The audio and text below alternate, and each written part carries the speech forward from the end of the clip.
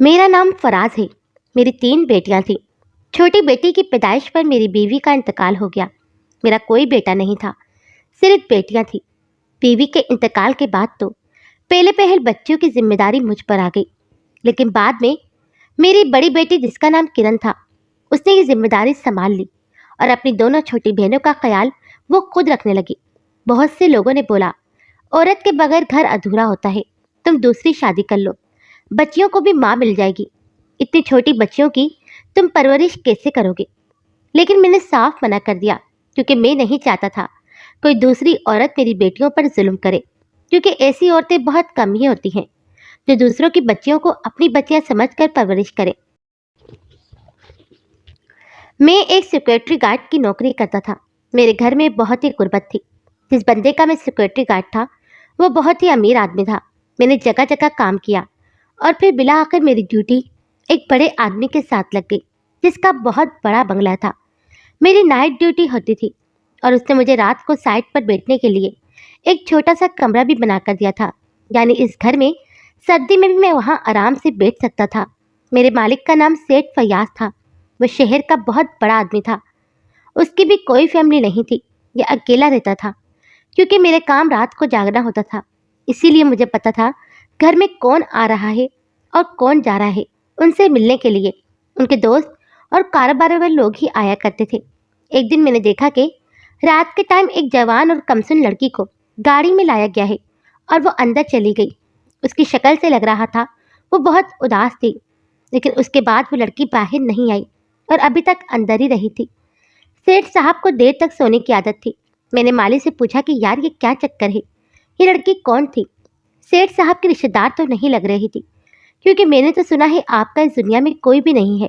माली ने कहा, हाँ ये कोई गरीब और मिस्कीन लड़की होगी। इसकी शक्ल और कपड़ों से तो ऐसा लगा गरीब और मिस्कीन लड़की का सेठ साहब के साथ क्या काम है? तो माली ने कहा कि मुझे नहीं पता, तुम भी अपने काम से काम रखो। सेठ साहब बड़े अच्छे इंसान हैं, बहुत ज़्यादा पैसे देते हैं। मैं माली हूँ और तुम सिक्योरिटी गार्ड हो, लेकिन देखो अपनी और मेरी तनख्वाह को। हम दोनों को तनख्वाह कितनी मिलती है? इतनी तनख्वाह तो कोई पढ़ा लिखा आदमी बैठकर कमाता होगा, और हमें यहाँ पर छोटे मोटे काम करने से मिल जाती है। मैं इधर से थोड़ी बहुत सफाई कर देता हूँ, और तुम्हारा काम तो वैसे भी बैठने का है। दिन भर तुम सोते हो, रात को जागते हो, खाना पीना भी बहुत अच्छा मिलता है। इस तरह की बातों में पड़ के अपनी नौकरी हाथ से ना गंवा बैठना। मालिक ठीक बात कर रहा था, लेकिन पता नहीं क्यों मुझे कुछ अजीब सा लग रहा था। और 2 हफ्ते के बाद भी यही हुआ। एक मासूम सी लड़की को लाया गया और उसके बाद वो वहीं पर रहने लगी। लेकिन 1 महीने के बाद वो लड़की कहाँ गई, किसी को पता नहीं चला। वैसे सेठ साहब बहुत अच्छे इंसान थे। हर जुमेरात को इनके घर के बाहर लंगर तकसीम होता था और इस पर भी वो मेरी ही ड्यूटी लगाते थे। और ऐसा नहीं था कि इस जगह पर काम करने के वो मुझे पैसे नहीं देते थे। इसके पैसे मुझे वो अलग से देते थे। हमारे लिए रोज खाने में गोश्त पकता था, जो वो अपने लिए पकाते थे। उनके घर के नौकर भी वही खाते थे। जो भी घर में पकता हम सबको भी खिलाते थे। ऐसा नहीं था कि उनके लिए गोश्त पकाया जाता और हमारे लिए दाल। यहाँ पर नौकरी करने के लिए तो लोग मरते थे। सब कहते थे कि सेठ साहब सारा पैसा पानी की तरह बहाते हैं, लेकिन वो क्या काम किया करते थे ये किसी को भी नहीं पता था। जहाँ तक मुझे पता था वो तो सारा दिन घर में ही सोते रहते थे। लेकिन बड़े लोग थोड़ी ना कोई काम करने जाते हैं। उनके काम तो मोबाइल पर ही हो जाते हैं। काम करने के लिए उन्होंने लोग रखे होते हैं। खुद वो सारा दिन आराम करते हैं और रात को रिपोर्ट ले लेते हैं कि काम हुआ या नहीं हुआ। इस बार लड़की को लाया गया तो मैं थोड़ा परेशान हुआ। सोचा कि क्या हो रहा है। इस दफ़ा लड़की बहुत ही ज़्यादा अजीब हालत में भी थी, डरी हुई और परेशान लग रही थी। ऐसा लगता था उसे कोई चोट लगी है, लंगड़ा कर चल रही थी। मैं आगे बढ़ा तो मैंने सेठ साहब के नौकरों से पूछा कि इसको कहाँ लेकर जा रहे हो। इतने में सेठ साहब वहाँ पर आ गए और मैंने अपनी ज़बान रोक ली। उन्होंने कहा कि क्या बात है, क्या सवाल जवाब हो रहा है? तो आदमियों ने कहा कि कुछ नहीं साहब, ये हमसे पूछ रहा था लड़की को कहाँ लेकर जा रहे हो। मैं परेशान हो गया। वो यही कहेंगे कि तुम्हारी इतनी जरूरत, तुमने ये सवाल पूछा। सेठ साहब मेरे पास आए और बोले, हाँ क्या मसला है तुम्हें? मैंने कहा कि कुछ नहीं साहब, ये लोग अंदर आ रहे थे, रात का वक्त है और ये मेरे काम का हिस्सा है, इसीलिए मैंने इनसे सवाल करा कि लड़की को कहाँ लेकर जा रहे हो। انہوں نے مجھے کہا کہ یہ لڑکی سڑک سے اٹھائی ہے، اس کا آگے پیچھے کوئی بھی نہیں ہے، بہت ہی مجبور اور معصوم ہے۔ دراصل میں نے کچھ لوگ رکھے ہوئے ہیں جو اس طرح کی لڑکیوں کو تلاش کرتے ہیں جن کا آگے پیچھے کوئی بھی نہیں ہوتا اور ان کو اس گھر میں لے کر آتے ہیں۔ میں سیٹھ صاحب کی باتوں کو غور سے سن رہا تھا۔ وہ خود ہی مجھے صفائیاں دینے لگے تھے۔ انہوں نے کہا کہ ایسی لڑکیوں کا آگے پیچھے کوئی نہیں ہوتا، بیچاری سڑکوں پر ہی ہوتی ہیں تو ان کی عزت خراب ہوتی ہے، اسی لیے میں ان کو اپنے گھر لے کر آتا ہوں، کچھ دن یہاں پر رہتی ہیں، پھر ان کے لیے کوئی مناسب سا رشتہ دیکھ کر ان کی شادی کروا دیتا ہوں۔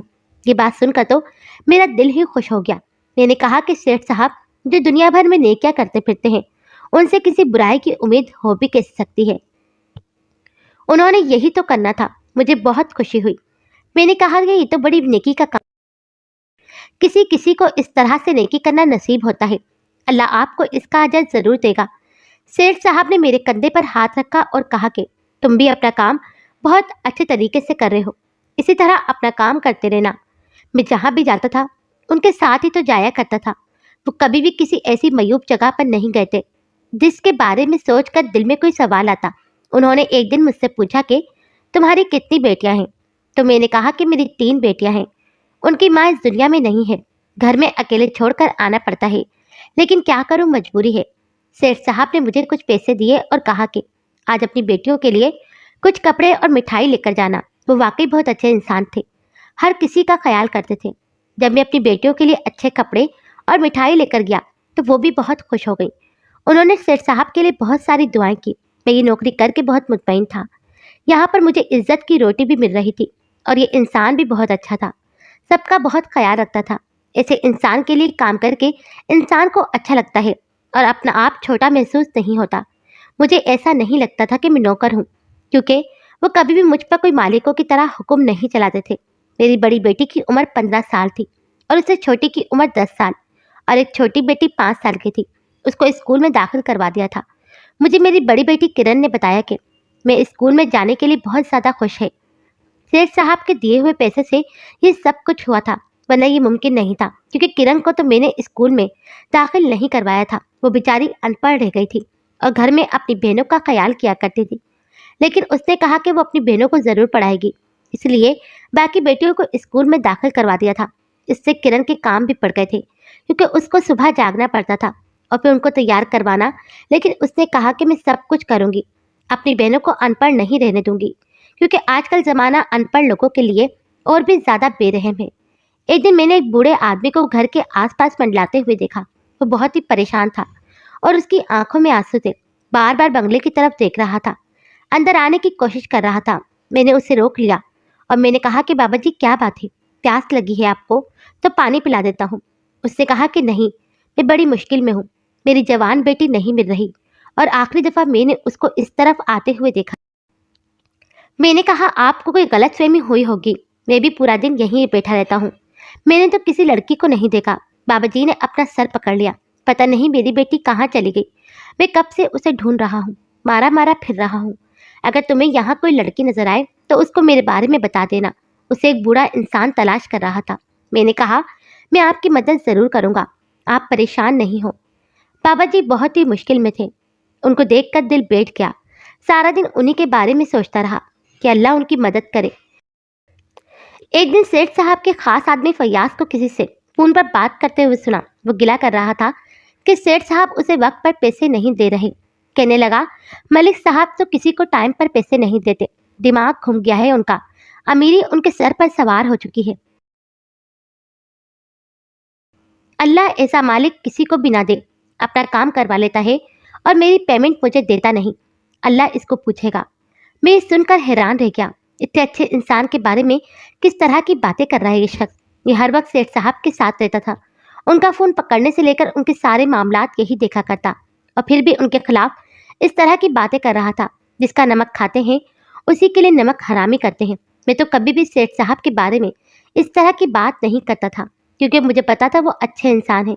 میں سوچ بھی نہیں سکتا تھا کہ سیٹھ صاحب کے اندر کوئی برائی ہو سکتی ہے، لیکن ایک رات کچھ عجیب سا ہوا، وہ رات بھی بہت عجیب تھی اور مجھے زندگی بھر نہیں بھولے گی، کیونکہ اس رات کے بعد میری زندگی بدل گئی تھی۔ رات کو میں نے دیکھا کہ جاوید اور سیٹھ صاحب کا ایک اور قریبی نوکر کسی لڑکی کو پکڑ کر لا رہے ہیں और उसकी उम्र 14-15 साल होगी। उसने नकाब कर रखा था। जब भी लड़कियों को लाया जाता वो बहुत डरी हुई होती थी। जाहिर है वो समझती थी शायद हमारे साथ कुछ बुरा होने वाला है। लेकिन फिर उनके साथ सेठ साहब बहुत अच्छा मामला करते थे, उनकी शादी करवा देते। इस दफा ये लड़की बहुत रो रही थी। मैं कभी लड़कियों के नजदीक नहीं जाता था क्योंकि मेरा काम नहीं था, मैं दूर से ही देखा करता। लेकिन आज कुछ बहुत अजीब हुआ। जब मैंने इस लड़की को देखा और उसने मेरी तरफ देखा तो वो रोने लगी। उसकी आंखों से आंसू निकल आए। इतनी बुरी तरह रो रही थी कि मेरा दिल पसीज गया, क्योंकि मैं खुद 3 बेटियों का बाप था। पता नहीं किसकी बेटी थी, उसका बाप इस दुनिया में था भी या नहीं। मैंने उसको देखा तो मुझे बहुत दुख हुआ। खैर इसको अंदर ले गए। वो बहुत रो रही थी पर मुझे पता था कि बाद में ठीक हो जाएगी। मैंने पहले भी इससे पहले लड़कियों को आते हुए देखा था और लड़कियां पहले भी इसी तरह रोती थी। लेकिन पता नहीं इस लड़की में ऐसी क्या बात थी। जब से अंदर गई थी उसके बारे में सोच रहा था। मेरा दिल बहुत उदास और परेशान हो चुका था। सारी रात में यूं ही बैठा रहा।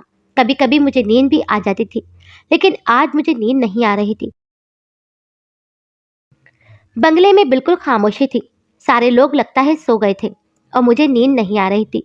सुबह सुबह जब मैं घर गया तो सामने का मंजर देखकर कदमों तले से जमीन निकल गई। मेरी दोनों बेटियां सहन में चारपाई पर सो रही थी। दरवाजा भी खुला हुआ था और मेरी बड़ी बेटी किरण घर में नहीं थी। मैं उसको तलाश करने लगा, लेकिन वो कहीं पर भी नहीं थी। मोहल्ले वालों से पूछा तो उन्होंने कहा हमें तो नहीं पता, हमने उनको बाहर निकलते हुए नहीं देखा। फिर मेरी दूसरे नंबर वाली बेटी जाग गई और उसने बताया बाजी रात को घर से निकली थी छोटी के लिए बिस्किट लेने के लिए, क्योंकि छोटी बहुत ज़्यादा जिद कर रही थी और रो रही थी। आपको फ़ोन किया लेकिन आपका फ़ोन नहीं मिल रहा था, इसीलिए बाजी खुद ही बिस्किट लेने के लिए चली गई, लेकिन अभी तक वापस नहीं आई।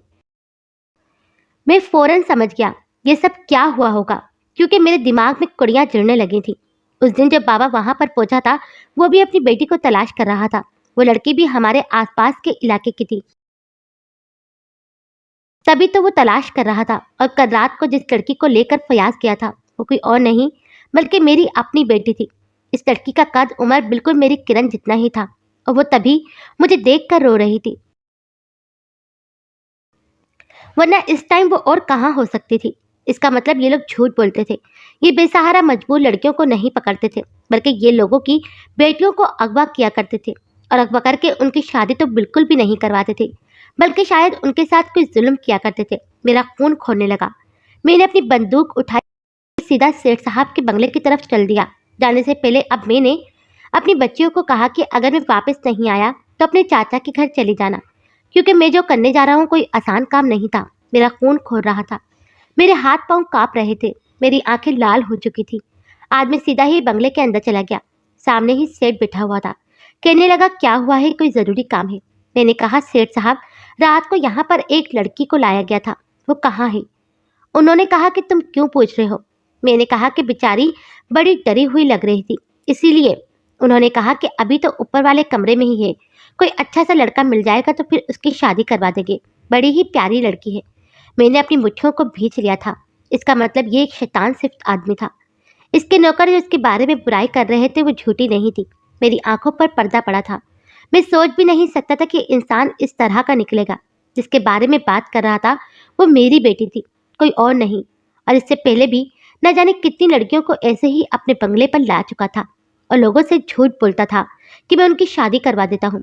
लड़की 1 महीने के बाद न जाने कहाँ गायब हो जाती, या तो उनको जान से मरवा दिया जाता या फिर कहीं बेच दिया जाता था। मैं इन बच्चियों को नहीं बचा सका, लेकिन अपनी बेटी को जरूर बचाऊंगा। सोचा कि मैं अपनी बेटी को आराम से यहाँ से निकलवा कर हमेशा के लिए कहीं गायब हो सकता हूँ, लेकिन सिर्फ अपनी बेटी को बचाने तक का मेरा फर्ज तो नहीं बनता था। मुझे इस दरिंदे को ही खत्म करना था, क्योंकि आज मेरी तो कल किसी और की बेटी उसके हाथ लग सकती थी। मुझे कहीं खोया हुआ देखकर सेठ साहब ने कहा कि क्या बात है, परेशान नजर आ रहे हो? घर में तो सब कुछ ठीक है ना? पैसे चाहिए तो ये लो। उसने अपनी जेब से पैसे निकाल कर मेरी तरफ बढ़ाए। मैंने इन पैसों की तरफ नहीं देखा। इन्हीं पैसों को तो देखकर उसने मेरी आंखों पर पट्टी बांधी थी। मैंने आओ देखा ना था और उसकी तरफ बंदूक सीधी कर दी। मैंने आज एक दरिंदे को खत्म कर दिया, उसे बहुत आसान मौत दे दी। मैं ऊपर वाले कमरे की तरफ गया अपनी किरण को बचाने के लिए। वो वहीं पर मौजूद थी, लेकिन जैसे ही दरवाजा खोला तो कदम तले से जमीन निकल गई। मेरी बेटी इस कमरे में थी, लेकिन उसके अंदर जान नहीं थी। उसने खुदकुशी कर ली थी, वो इस दुनिया से जा चुकी थी। کیونکہ شاید یہ درندہ اس کی عزت لوٹ چکا تھا۔ میں نے اسے آخری دفعہ دیکھا تو وہ میری طرف ہی دیکھ رہی تھی۔ پھر میں نے وہاں سے دونوں بیٹیوں کو ساتھ لیا اور ہمیشہ کے لیے میں نے شہر چھوڑ دیا۔ میں واپس اپنے آبائی گاؤں میں آ گیا، جہاں میں رہتا تھا، جہاں میری شادی ہوئی تھی اور جہاں مجھے میری بیوی ملی تھی۔ اپنی بیٹیوں کو ان کی نانی نانا کے پاس چھوڑا۔ جب ان کو کرن کے بارے میں بتایا تو وہ بھی غم سے نڈھال تھے۔ روز اپنی بیٹی کے لیے روتا تھا، اسے یاد کرتا تھا۔ اس کی صورت میری آنکھوں کے سامنے سے نہیں جاتی تھی۔ میں اپنے آپ کو قصوروار سمجھتا تھا کیونکہ میں خاموش رہا، کیوں میں نے کچھ نہیں کیا۔ کچھ دن بعد سیٹھ صاحب کے بارے میں اخبار میں ایک بہت بڑا آرٹیکل چھپا۔ پتہ چلا کہ وہ ایک کام انٹرنیشنلی کرتا، وہ ایک بہت ہی گندا انسان تھا اور اس کے پیچھے بہت سی ایجنسیاں بھی پڑی ہوئی تھی۔ اس کے ساتھ ہی فیاض اور اسلم بھی ایک کام کیا کرتے تھے۔ انہوں نے بیان دیا کہ یہ سب جھوٹ تھا، ہم کسی لڑکی کی شادی نہیں کرتے تھے۔ سیٹھ صاحب پہلے 1 مہینے تک ان کو اپنے گھر میں ہی رکھتے تھے اور جب ان کا دل بھر جاتا تو پھر ان کو کسی بازار میں بیچ دیتے۔ میں نے بہت اچھا کیا جو اس درندے کا کام تمام کر دیا۔ مجھے اس بات پر کوئی افسوس نہیں تھا۔